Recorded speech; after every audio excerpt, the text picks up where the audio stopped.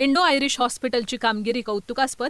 गडकरी गेली 40 वर्ष आयर्लंडसारख्या देशात उत्तम वैद्यकीय सेवा देत असताना आपल्या मातृभूमीची सेवा करता यावी म्हणून सामाजिक दृष्टिकोनातून भव्य हॉस्पिटल उभारणं आणि त्याच्यातून आरोग्य सेवेचं उद्दिष्ट डोळ्यासमोर ठेवणं ही बाब समाधानकारक आणि कर्तव्याची जाणीव करून देणारी आहे. हा आदर्श इतर डॉक्टरांनी घ्यावा असं प्रतिपादन केंद्रीय रस्ते आणि वाहतूक मंत्री नितीन गडकरी यांनी केलं.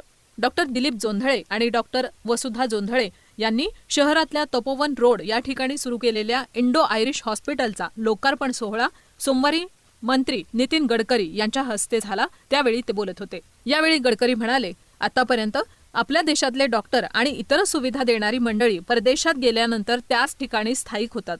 मात्र जोंधळे यांनी मातृभूमीची सेवा करता यावी म्हणून सुसज्ज हॉस्पिटल उभं केलं. याचा लाभ नागरिकांना होणार असून या माध्यमातूनच परदेशातलं तंत्रज्ञान आणि डॉक्टर उपलब्ध होणार आहे.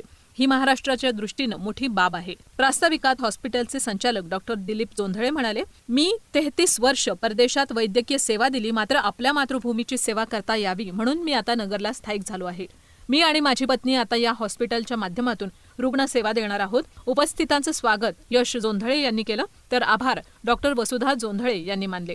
यावेळी माजी मंत्री आमदार राम शिंदे, भाजपचे नगर शहर जिल्हाध्यक्ष अभय आगरकर, भारतातले प्रसिद्ध हृदयरोग तज्ज्ञ रणजित जगताप, आयर्लंड इथले डॉक्टर जसवीर पुरी, महाराष्ट्रातले प्रसिद्ध विधिज्ञ सतीश माने आदी मान्यवर उपस्थित होते.